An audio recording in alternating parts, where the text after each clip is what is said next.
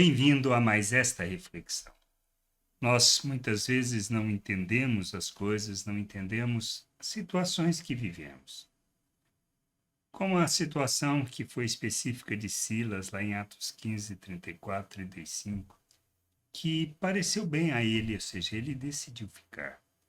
Isso que muitas vezes acontece em nossas vidas e a gente não entende.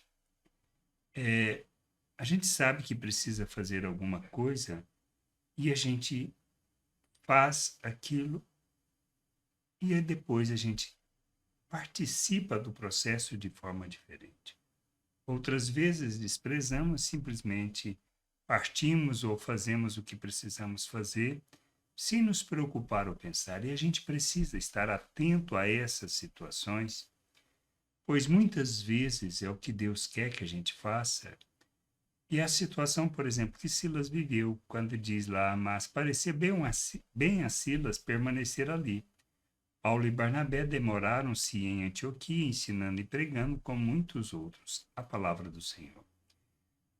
Eles haviam trazido até Antioquia aquela decisão de Jerusalém, haviam comunicado, os irmãos que vinham de Jerusalém, acompanhando Paulo e Barnabé, voltaram. Mas Silas decidiu ficar. Qual foi a consequência disto? É que logo depois houve a segunda viagem missionária de Paulo e Barnabé. Só que os dois se desentenderam. Barnabé queria levar novamente João e Paulo não concordou, porque ele não tinha acompanhado, ele tinha desistido. Houve desavença entre os dois. Aí Barnabé pegou João e partiu. Paulo, o que fez? Com Silas, foi para a segunda viagem missionária. É isso que a gente precisa entender. Se Silas não tivesse ficado, ele não participaria deste processo. E não participaria da consequência desta ida, como foi o caso. E muitas vezes a gente perde a oportunidade de ser usado no reino de Deus por causa desses pequenos detalhes, não prestarmos atenção naquilo que está acontecendo.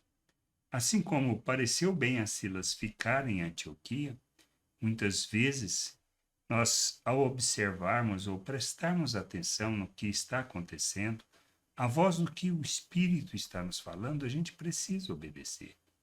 Seja para fazer alguma coisa, seja para não fazer nada.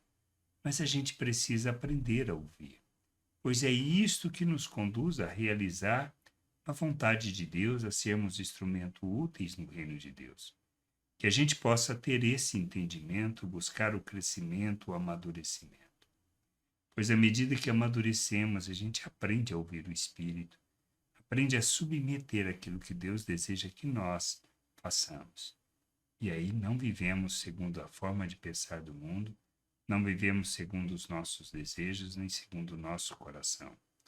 Que a gente possa crescer, crescer no conhecimento, no entendimento da vontade de Deus, para sermos instrumento de justiça e expressão dessa graça maravilhosa, desse amor tão grande em nosso favor. Que a gente possa ser instrumento de Deus em toda situação, revelando seu amor, sua graça, sua compaixão, sua paciência, sua longanimidade. Que a gente cresça, amadureça e viva na plenitude da vontade do Pai. Graça e paz sobre a tua vida. Amém.